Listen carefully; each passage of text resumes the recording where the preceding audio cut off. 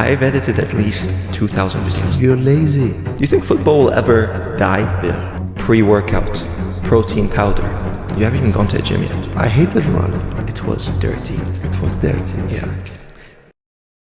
When I said I wanted to have a talk with you, this is not exactly what I meant. You know, just a little cafe, anything on the side. But no, this has to be everything for you is content. Everything is content. In that game, you always practice what you preach. You always speak about things that you believe in. But one thing, why? Why? What, plastic? Plastic. Well, when you get old, you understand that you don't need to defend something that is wrong. So it's wrong. Even your GOAT was Ronaldo, correct? I don't know. I've lost count. I don't know who's my GOAT anymore.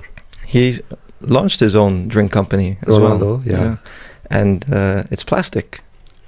Yeah. Ronaldo, he doesn't do any of these Pepsi ads, none of these Lay's ads like the other one, but he's still selling plastic. I mean, I'll have a talk with him. So he puts it in glass or can. He sent you a signed shirt. Yeah. How was that? Dream come true? No, not necessarily, because, you know, that shirt meant a lot because I've been criticized a lot. Yeah. So, and usually you get criticized by people who are doing less than you, which is fine, you know. But then when someone that doesn't need you, Ronaldo doesn't need me, does what he did, it's like a confirmation stamp that you're doing something right, and that somehow boosts you. And that also shows that he's on a mission. You know, Messi is famous, but Ronaldo is popular. Ronaldo's for the people. That's why, you know, even if he doesn't necessarily have the same ability as Messi, people are always going to put his name up there because we love him. He's a man of the people. You know, it's such a funny topic, because the day these two retire, we'll get bored. Yeah. You know, it has become somehow a game, Ronaldo or Messi. I love Messi, don't get me wrong. I love him. But if you can do what Ronaldo did, to me, credit to you. Because I hated Ronaldo. But look at him now. I can't even talk negative about him anymore with his behavior. You can see how much influence they have on the rest of the world. You know, Ronaldo is not just a player. He's an icon. He has mentality. He has a mindset. Everyone wants to be like him, but not everyone can be like him. But you almost went pro. But you told me that it was the best thing that ever happened to you that you didn't. Why? Well, first of all, let me say that Ronaldo is not a person. Ronaldo is a lifestyle. Yeah. That's what he's done. And it all started with him saying, yeah, you know, and that's why he won over people like me. No, I didn't almost become pro. I didn't have a chance of going pro because of so many reasons. One of them was the pressure on me, because my uncle was a legend, and nobody would pressure on me, but you would feel it. And also, what people don't realize is becoming a footballer is delusion. You don't want to have a life of a footballer. You want to have the life of Vini Jr., okay. All right, but you see the best player in the world. You want to have the life of... is it Lamine or Yamin? Lamine. You want to have the life of Lamine Yamal at the age of 17? Okay. But these are exceptional players. These are 1 in a billion. Football is very cruel. Football does not give you happiness. Footballers are miserable. They don't have a social life. They can't go out.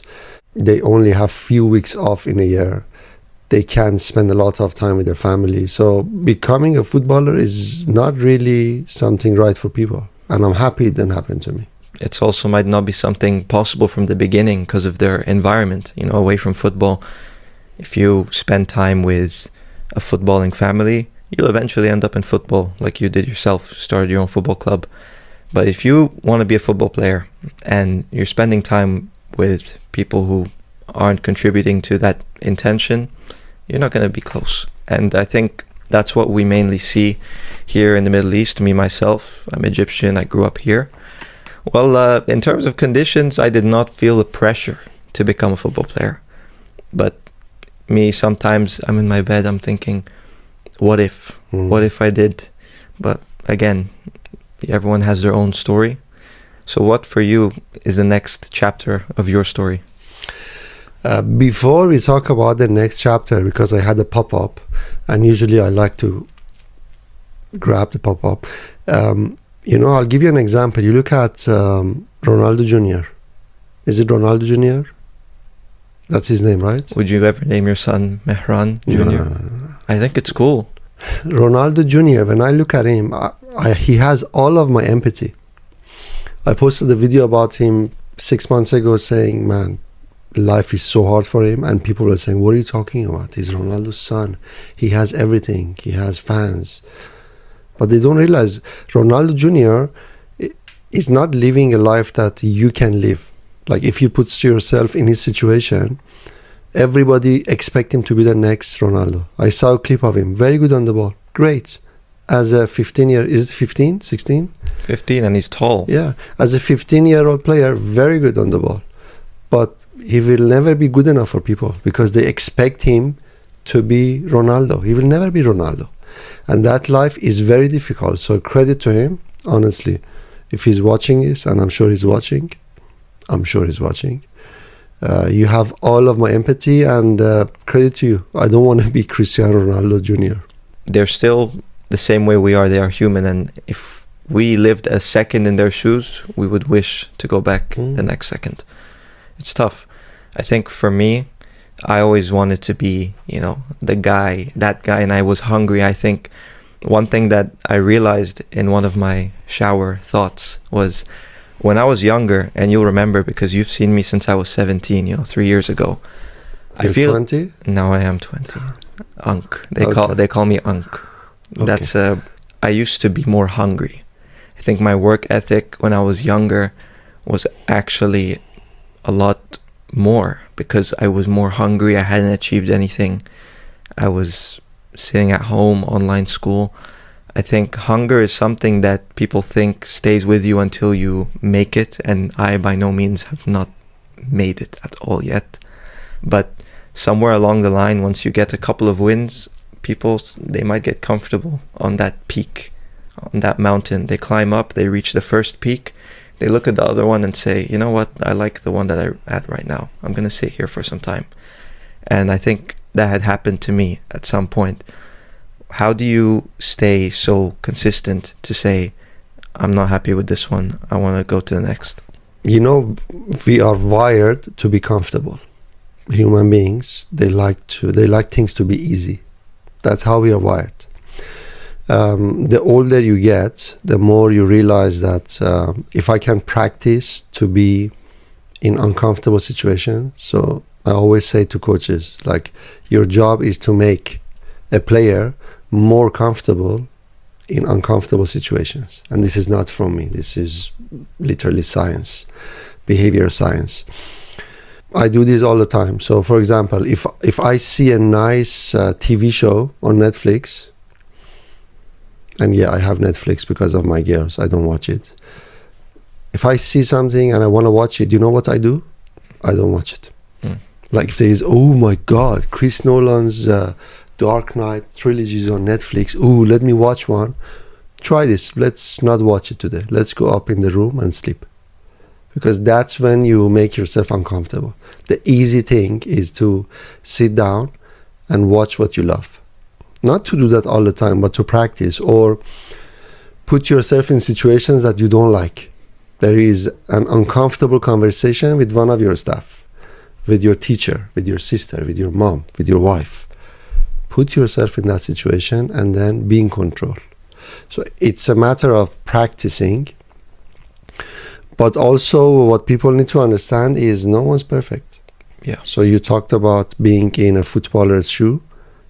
I've been with a lot of people, a lot of famous people, like from billionaires to footballers. You don't know how fragile they are. They show you this beautiful, amazing, strong, spotless face. But deep down, as you said, they are human beings. What you were saying about being uncomfortable, I remember this quote. It was saying that the magic is in the work that you're constantly avoiding. Because, there's always something that you got to do. And then when you keep putting it off, it stays there like a thorn that's pinching you and you just keep it away. For me, I always had this idea that I want to put in the work, but first I must do this. Coping mechanism is what they call it. Whether it was going to the gym, before getting a membership, I would get all these extra things like pre-workout, protein powder. You haven't even gone to a gym yet. Things with making content. I have to have CapCut Pro. I have to get this camera. I have to have this microphone. You haven't made your first video yet. And one that's the most relatable for me is just in general being focused with work, whether it's studying, whether it's for me video editing. You'll see a podcast, people will say, oh, these L-theanine pills that make you focus. I'm like the perfect target audience. I'll keep getting these things to ease the situation that will eventually, for me, I think delusionally, is going to get me to my goal. But the easiest thing is just doing the goal, just doing the task. You don't need all these extra parts. You don't need all these extra things that are going to ease you into it. It's like you're dipping your toes into the pool. You just got to jump. All of us, not just you. So we had this in the car. So you said, let's bring it. Obviously, I'm going to sell you a product. So I'm no longer too fit to talk about this. But in reality, everybody has something to sell us. And as you said, you have focus drinks, you have energy drinks, you have recovery drinks, you have pre-workouts, powders. Like, as you said, you don't need it. I quit coffee 25 days ago. My sleep is fantastic now. I struggled with it for years. I'm saving $10 a day. And I'm not looking for external motivators for me to move. So we've been told coffee is great. Listen, if you enjoy it and you love it and it's part of your routine, it doesn't affect your sleep and it doesn't make you nervous, doesn't give you heart palpitations, I can continue. Enjoy it. But for me, something that I was addicted to, you put it away and like, oh, so if I thought that this is so important to my day and I remove it and I can now perform as good as before, what other things are there that I can move away? I'll give you another example. I've recorded probably around 40 podcast episodes. Wow. And in every single one of them, I wore something different. And then one day I'm like, so you got to a point that you don't want to keep buying clothes and you keep wondering, oh, did I wear this last time? So this black shirt, I wore this in the last 5 episodes. In fact, hey, it's not a matter of hygiene. I've not even washed this for the last 4 episodes because I just wear it to the podcast. I put it back in my closet. So that's a great point. We always want to condition, say, oh, I need to have CapCut Pro. But in reality, you don't even need an editing app. It could be a 15 seconds you talking perfect video. So great point. Yeah. How did we do it? How did you make Alliance, and this is not exaggerating, the most famous club in the world? Consistent, unconditioned work rate. I just told you in the car. I've been posting content for the last 4 years. It's the first time in 4 years that I have not posted on my channel or on my account 2 days in a row. I have always posted at least 1 video or sometimes 5 videos a day. And there's a good reason that I've not done that. So you have to do the work, as you mentioned something there. You have to do something that other people don't want to do it. We've had a lot of clubs, a lot of people who tried to copy us. They even put crazy budget, get a team, and I always laughed. I said, okay, you want to do it? All right, let's see you in 6 months. And they all give up. There is a mental fatigue. You get tired. Remember yourself when we were in Valencia? Yes. You were eating like this. You were dying. You know, Yeah. It's demanding. So I think resilience. We just wanted to do it, and we never gave up. As I was saying, some people get comfortable on that first peak, but it helps when you have a team around you. And I think we built not just a fan base, but a community. You know, I'm hearing stories about players going to another country, going to the mall, and they're getting stopped. You know, we've managed to build not only an account, but a community that sees these players as stars. And I think it's not necessarily been done before to the point where something that started 2021 to this point, the train definitely has had bumps, but it's never stopped. You know, we haven't necessarily fallen off, and people fall off a lot. And I think with Alliance, it helps that you have the youth energy of the kids. It's an amazing journey. I have a question. Yeah. How many videos have you edited for Alliance? So when you give me a new video, which is every day, a lot of times I have to get footage from old videos. And sometimes, you know, that will take me 5 minutes. Sometimes it takes me 30 minutes because we've posted a lot of videos. And I find myself sometimes reminiscing, nostalgia, looking at the old stuff. And I think, oh my God, I've edited at least 2,000 videos. At least. And if we cut that into time, we're talking maybe months of phone use, of laptop use. But would I have rather put that into Fortnite? Would I rather put that into Stranger Things? Because yes, there is an aspect to it that I'm just doing work. But I mentioned to you before that as a person, I have grown substantially. I would have been a completely different person if I had not been through that discipline. And you know, there are times that I put my feet up, there are times that I put my head down, but it's always there in my heart. I have not woken up once for the last 2-3 years without an itch in my heart. I have to edit a video today. It's something that I enjoy because I've mentioned to you before, I want to be a film director. I want to be making movies, and this is always keeping me creative. And it's come to a point now where I truly believe I can make dirt into gold. And that has only come from the discipline of making 2,000 videos. And in those 2,000 videos, how many times have we said something positive about the club? How many times have we promoted the club? Never. In fact, we've done the opposite. Yeah. We've put people in body bags. We've made you go to jail. We made you disappear. You got sued. Which was real. That was not a video. That was real. So it's the beauty of it. It's all a beautiful journey. It's something that I don't think we have any intention of stopping. And so one of the reasons that we did so well was that it was never about us. It was always about them. You know, it was like, let's create a content that they can relate to. So they always say, oh, that's how my coach behaves. So I made a video in the beginning. We had Mohammed and Ali, 2 keepers. So I said, who goes in goal? He said, coach, I'm going to go in goal.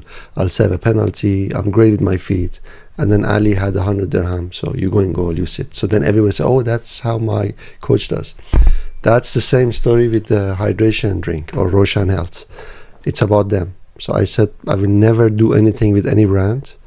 I will never create any product unless it suits them. And maybe that's why we did so well. And also the beauty of our content is, as you said, if you go back, it brings good memories up. Yeah. And you see how far we've gone. So 2 years ago, you see the content, even what we are wearing. We were wearing Umbro, Nike, with all respect to them. Now we wear our own brand. You know, now the way we create the content, the way the kids talk, and that is legacy. That's what we've built. Your name will either be written in gold or it will be turned to dust. No, we don't do silver. No, we don't do dust. We don't do dust. That's a new one. And I like that's a new one. What else we don't do? Vanilla. What else do we Birthdays. do? Birthdays. We don't do silver. birthdays. There was one more thing I forgot. So we don't do red love hearts. No, that's a no. So this season we have around 35 teams in the league. Out of 35, I would say half of them would win their leagues. Another quarter would finish in the top 3, and another quarter probably will not get any color. the feeling that you have with the kids. So what people don't realize is in the beginning when we made content, it was all education. So I started saying, let's have tips for the right back. If you're a right back, I want you to cut in. If you're a goalkeeper, I want you to go for that deep option. But then slowly we turn into entertainment as well. So reverse psychology. Mm-hmm. It's in our videos, not the reverse psychology video itself, but we talked about things that nobody talked about. So out of curiosity, I took someone's phone who's not following me and I searched coconut water. First, I searched hydration drink. First, I searched healthy lifestyle. First, so we did that without them realizing. And now so what people don't realize is what you see on social media about Alliance. You see all these funny clips, but that's not who we are. We have the best coaches in town.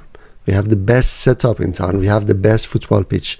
And I genuinely mean it, I don't say it on social media, but this is a serious conversation. We really have, we might not win gold every single time. We might not win every competition, but we are so good at player development. And that's what people don't realize. So we've done really well on social media and off social media, as you said, and this is the biggest takeaway from what we've done. We've created a community. A lot of people have followers, but they don't have a community. What do you love the most about living here? Dubai? Yeah. Dubai is the best place to be. I've said it many times, and a lot of people say, oh, they've paid you. I'm like, no. You don't need to say something that is based on money all the time. Why? I mean, I've never taken money from anybody to say anything. Never. Dubai is peaceful. Dubai is multicultural. Dubai is the place to be. You see all the famous content creator, businessmen, billionaires moving to Dubai. And again, that's all down to the system. So it's Ramadan. Yeah.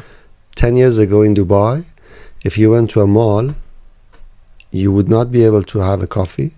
You would not be able to have ice cream. You would be able to get a meal at the food court that was covered by partitions. Yeah. Now you go to the mall, it's open because Waseem wants to fast. Fair enough. Someone else wants to have a ramen. They can have it. That's the beauty of Dubai. That's how smart the leadership is. They say, hey, it's our religion, it's our culture, we can respect it. You're going to come here and respect it, but we are open to new ideas of how can we make this city the number, and not just Dubai, it's UAE itself. You look at Abu Dhabi. I would love to move to Abu Dhabi as well. So the leadership of UAE, His Highness Sheikh Mohammed bin Rashid and bin Zayed, they know exactly what they want to do. And I don't see any reason why this place can take over any city in the world. And I'm talking like New York, Tokyo, Hong Kong. This is the place. Great weather. And hey, this is what people don't realize. Dubai is fantastic. In June, July, August, very hot. Yeah. 3 months. Then you have 3 or 4 months that's bearable. The rest, you have 6 or 7 months of wow. Yeah. You go to Canada, good luck. 8 months of snow. Yeah. So the perfect place to be. You spoke online for so many years about health. Don't drink this, drink that. Don't drink this, drink that. To the point where you said, you know what? I'm going to make the right thing to drink. Because there's a lot of people that they will provide you only problems, but no solutions. You provided your idea of a solution. Talk me through this drink. Now the audience might think, oh, they were cooking us. They were cooking to talk about the drink. No, honestly, you're aware. We had so many brands who wanted to do things with us, with me. But money doesn't motivate me. And you've seen it. I could have made more than $1 million a year, at least, doing videos.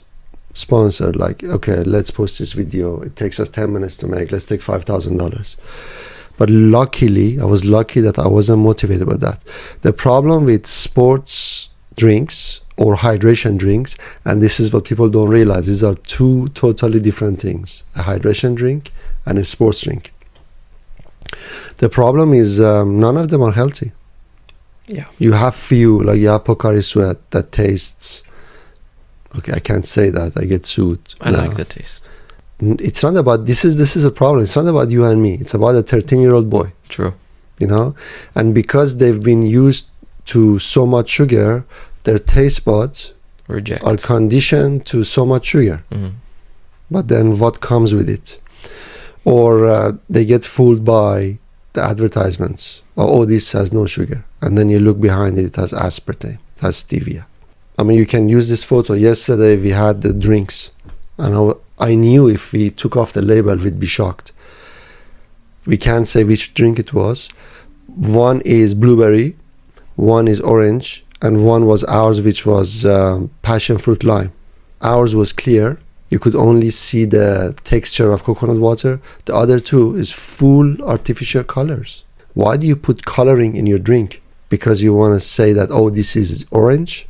Do you want to play a psychological game? Or why do you put so much added sugar? What's the point? So we got to a point that I said, hey, listen, like I can't watch this. I can't go to matches and see kids drink this or that. And there are drinks with a lot of sugar. There are drinks with a lot of things that in the long run, it will damage someone's health. And that's when we started to work. It took me 9 months, can you believe, for 2 drinks that are identical, just the taste are different. So for one formula, it took me 9 months.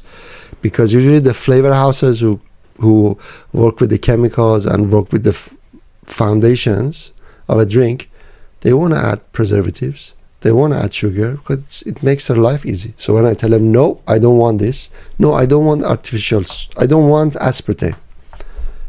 So they play around. Oh, can we put stevia in it? No, I don't want stevia. I don't want my daughters to drink something that has aspartame. I don't want any kid out there to drink that. So that was the plan. And you see out there how many overweight kids are there. It's because of these small things. And once we start to sell, we will really emphasize on the element of education. Do you know why you're not supposed to drink from plastic? Plastic, especially for men, it's a disaster. I mean, I got into this world as well a little bit research-wise, and we're talking about not being able to reproduce in the future, not being able to start families. You know, in my mind, I'm always thinking, man, I want to have, my wife, I want to have my kids and stuff, but little do I know, you're talking plastic water bottles, talking polyester, wearing polyester, all of the food and the clothing and the drinks that were designed and told are okay for us are hidden to direct us to a certain place.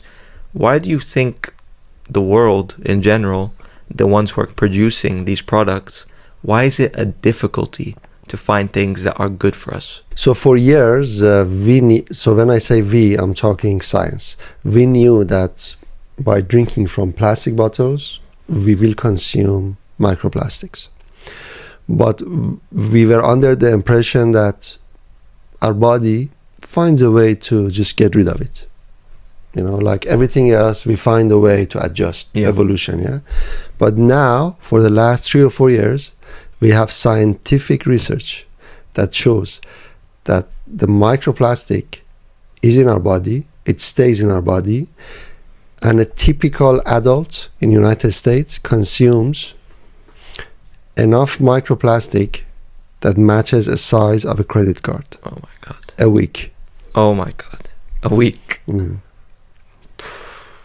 So the problem is there. You saw me today. I was at the barber. I was thirsty. I didn't have my bottle. And this is the only time you see me. Does Jack Grealish still cut your hair? Jack Grealish, yeah. Okay. So it's there.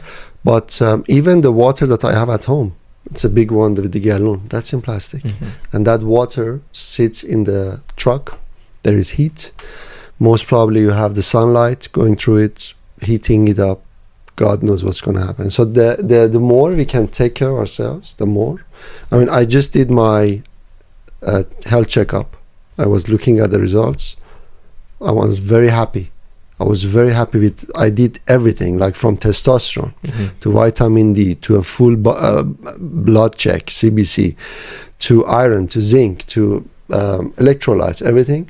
And the first thing that I looked was vitamin D, because almost everybody is deficient. I'm like, nice, fantastic levels of vitamin D. You need to do a checkup every 6 months, an adult. So there's a reason that my numbers touch the wood. Hey, no bad. If you have a bad eye, don't watch this. Too late. It's good because like I really put my health at the top of my priority, and I said it to the team that's working with me. I said, when we make our drink, it will not be in a plastic bottle, because there is a reason everybody puts it in a plastic. Because it's cheapest. It's cheapest. It's convenient. So if you get a bottle, you can open it, drink, close it, put it back in your bag. But if it's in a can, you can't do that. And the problem with glasses, or if you put it in glasses, you cannot sell at schools, you cannot sell in stadiums, you cannot sell at concerts. So it has complications. But I said, you know what? There is no way. I rather not launch anything than to put it in plastics. Well, here's the thing. Water bottles, let's say, at the grocery store, they're $1. At a gym, $3. At a concert, $7. In a plane, $10. So it's not necessarily about the bottle. It's about what is convenient. They will charge you more and more depending on how convenient is it for the location. What is the value? What is the urgency? All these things are price-based. Glass isn't necessarily going to be carried onto a plane, carried on into a gym, but I truly believe that what type of audience are you trying to build? People who care about their health. And every day we're seeing more people implement health and lifestyle. This is one of the great things about social media. Social media has encouraged a wave of people to start looking at themselves and think, I want to look better. I want to treat myself better. Valuable items attract valuable people. And I think we're getting more and more valuable people every day. And the beauty of it is we have young people. Like you were on the pitch when we did the testing. It's the young ones that matter. Yeah. You know, because you're educating an entire generation. And also on the aspect of social media and affecting our health, I don't talk about it a lot because I have enough on my plate and I have more than enough enemies. But the majority of fitness or health gurus are charlatans, are liars. They want to sell you something, or they say something that is not right. We have few really educated, classy people. But I'll give you an example. Fasting, intermittent fasting, or cold plunges. I have tried all of them. We don't have enough data on these things to say if it's good for you. We don't have enough data to say it's good for everyone. You know, it might work for you with your lifestyle because everyone's different. An educated doctor, if you go for consultation, will first ask you 500 questions about your lifestyle and then give you an advice. There is not one recipe for everyone. Say, hey, everybody should do cold plunges. It's going to do this. It's going to put you in autophagy. Or do intermittent fasting. It's so good for you. No. A woman who's on her period is already dealing with hormonal changes. So you want her to deal with more by putting her on a 16-hour fasting. So every case is different. Our job, my job, is to say, hey, I'm going to say something. You're not going to like it. But maybe in 5 days' time, you'll think about it. So like make good decisions based on reality. I posted a video about that stupid match between freelancers. And I said, guys, this is the last thing football needs. You have a bunch of jokers, you know, doing this on the pitch, disrespecting the game. You didn't watch the game? I just saw the celebration, you know. No, what highlight? What was there a highlight other than the celebration? It's funny. Yeah, but the problem is once you put these people in a game that you love, this could automatically take the game to a different place. And you will see this in 5 years' time, because it will happen. The power of social media and freelancers are too much. There is a reason you saw Mr. Beast next to Ronaldo, or there is a reason you see I Show Speed tackling Kaka. They have power. So there is a reason you have all these private new leagues. What is it? What's a Kings League? Icon something. So there is football is basically losing fans. This is what people don't realize. The attention is going towards those smaller leagues. So when I say something like that and I get 10,000 unfollows or thousands of hate comments or DMs, it doesn't mean anything to me, because I have to say it. So in 5 years' time, when it happens, you would see that, oh, he meant it. So social media is really a dark place. I generally don't go on Instagram more than few minutes a day and just to create content or post content. YouTube is a much better place. I think there's two ideas in where you can approach social media in general as a creator, because you can either consume or you can create. But as a creator, would you rather be someone who preaches and says things based on what people will like you for, based on what other people's views are, so you can be added to the list as one of the good guys? Or would you rather practice what you believe in? There is a trap. There's a trap, because we put a lot of time sometimes for content. And then once you post it, sometimes the only metric that you have to see if that video has done well is either by likes, views, or shares. The problem is, over a long period of time, that might become your only way of evaluating if a video has done well. And then you look at the videos that have done well. So then you might keep repeating or creating something similar that might not have any value but have a lot of traction. And I have done that. But then you realize, no, I don't want to have followers. Like, genuinely, go and check my Instagram account. I had 860,000 followers 6 months ago. You know how many I have right now? 853. I've lost. But it doesn't matter, because the type of content that you create should be a type of content that then Ronaldo would contact you and say, hey, I appreciate what you do. So it's more of, we talk a lot about this. Why do you create content? What's the intention of you being out there? Is it to be liked? And trust me, we love to be liked. Is it to be proved, hey, he had a point. Oh, MR7 knows. It's dopamine. Yeah, right? And it happens to everybody. So, no, I don't want to be liked. I hate it. You said you were going to delete your account if Mbappe joined Real Madrid, and he did. So you stuffed your word. I didn't say when, yeah? Yeah. Do you think Mbappe is killing it right now? Of course. Ballon d'Or? No, not yet. Not yet. But he will. Yeah, he's better than me. And if he doesn't? I'll delete your account. Mbappe is top. I think there's a lot of great young players. Lamine Yamal, amazing. Lamine Yamal, the difference between him and the others, no one was doing what he's doing at 17, 16. No one. 16 years old. No one. 16 years old. No one. Who? No one, right? Not Messi. No, so here's the thing. Messi, he scored on his debut when he was 17 years old. Ronaldinho assist. But after that, he didn't put up the same numbers. He wasn't starting every game. He came on as a sub, I believe. But it took him 2 years, and then he became, of course, the greatest ever. But Lamine Yamal, 16 years old, 17 years old, Ronaldo and Messi were not even starters. Ronaldo was in Portugal. Messi was, of course, in Barcelona, but was not breaking into the team. Lamine Yamal is leading Barcelona to Champions League and La Liga. And I'm a Madrid fan. I don't like to say this, but Lamine Yamal, for me, is the most generational talent we have ever seen. That's a big claim. I love him, don't get me wrong. But you know the problem? The problem is when you get into top football at the age of 16 or 17, the fatigue Mm-hmm. is going to hurt you sometimes. We saw Pedri. So if in 1, 2 or 3 years you see him being injured all the time, and then it's not a sprint. Look at Ronaldo.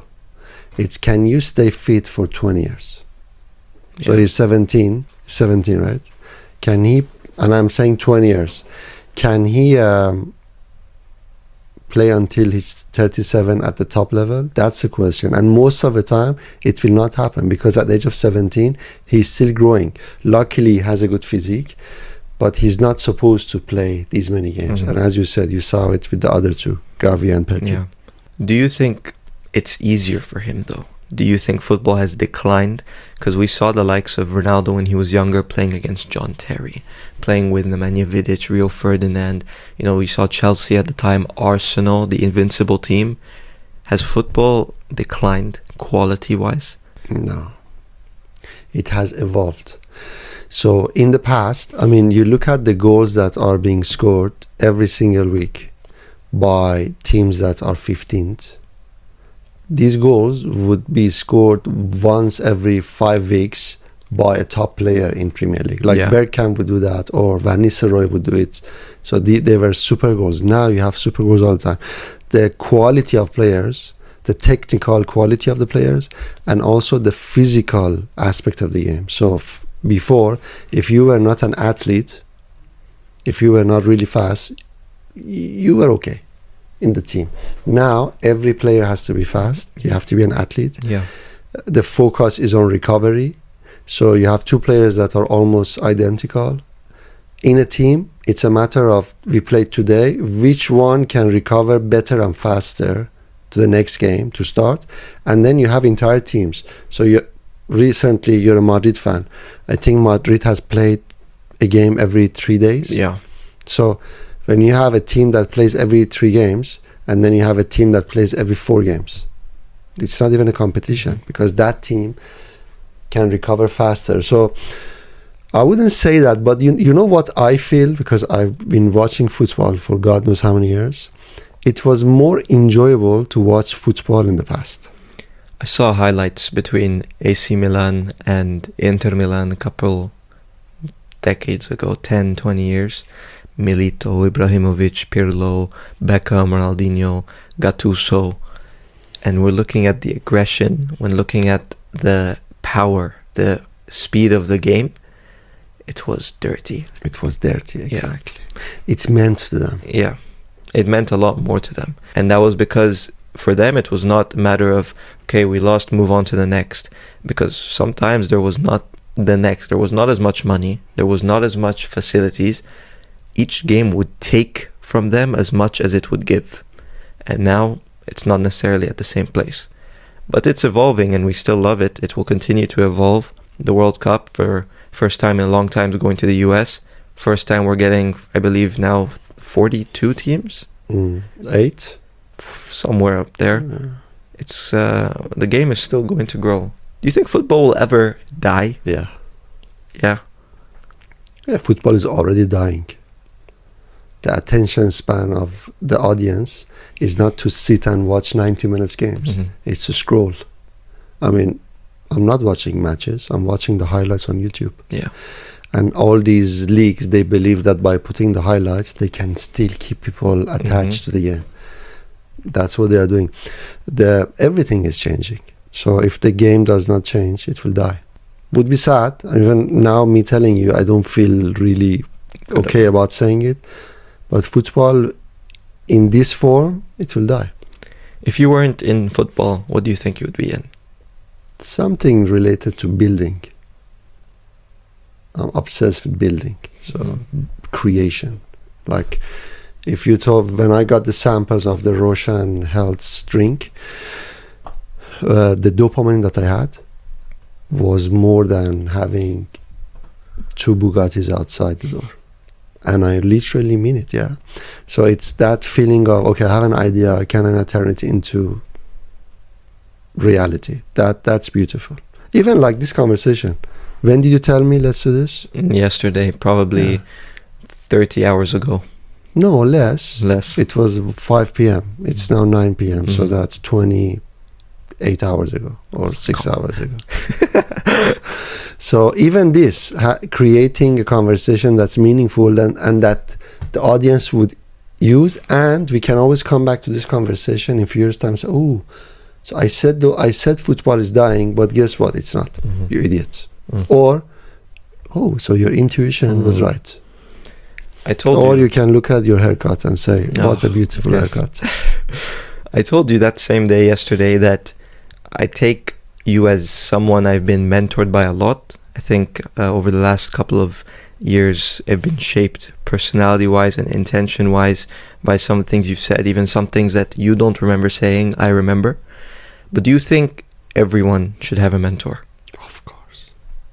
Not everyone is able to have a physical, personal mentor, but I always say to people like I get messages, coach, I'm a 14-year-old guy, or I'm 55, Mhm.